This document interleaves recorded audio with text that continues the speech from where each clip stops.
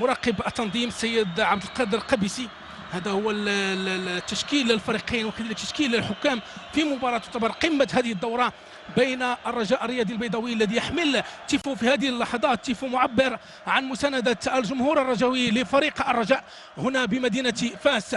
الجمهور الرجاوي الذي عودنا على صنع الفرجة في المدرجات وعلى إعطاء أهمية كبيرة لمساندة الفريق الأخضر في الوقت الذي كان من الممكن أن يسعد جمهور المغرب الفاسي بتيفو يعبر هو الآخر عن آرائه بالنسبة لجمهور الماصي، إلا أنه هذا التيفو تمنع منه جمهور فريق المغرب الفاسي قبل بداية المباراة. ما عرفناش السبب الحقيقي وراء ذلك. على أي الرجاء بتيفو معبر وجمهور المغرب الفاسي يساند الفريق. حجه والآخر بأعداد محترمة من أجل مساندة الماس، من أجل إعطاء الماس شحنة أخرى للابتعاد أكثر عن منطقة الظل.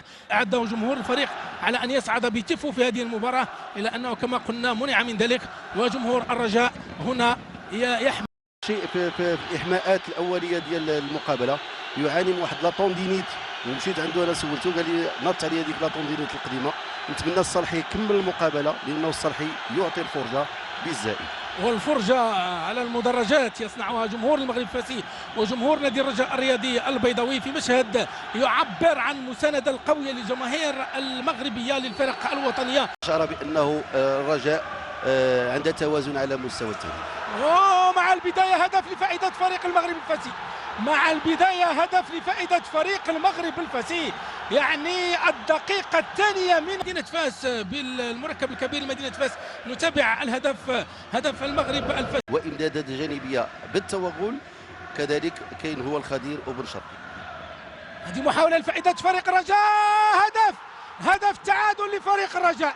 ياسين الصالحي يهز شباك هنا بمدينة فاس، وهدف تعادل لفريق الرجاء. يعني لقاء 0 واللقاء يغري بالمتابعة. يعني نتابع كيف ياسين الصالحي استغل انزلاق ديال النمساوي. هذا اللي قلت ارتباك دفاع المغرب الفاسي، ولكن خبرة الصالحي حاضرة، هذا هو الواقع. لأنه ما عطاش واحد الوقت أنه التفكير للرجوع. الوهلة الأولى قام بالتسجيل وسجل هدف. الفريق في سنوات الربعينيات. هذه محاولة لفائدة فريق المغرب الفاسي ضائعة. هدف ثاني، خطأ لحارس فريق الرجاء، خطأ لحارس الرجاء بوجاد. له خطأ دفاعي من طرف اللاعب بوجاد. نتابعوا يعني الطريقة اللي ضاعت الكرة بها من الحارس بوجاد، واللي يعني فريق المغرب الفاسي ما خلاش الكرة على انها تضيع هذه المحاولة، وسجل الهدف الثاني، رد على ياسين الصالحي بهدف ثاني. قلت ان هذه المباراة تغري بالمتابعة.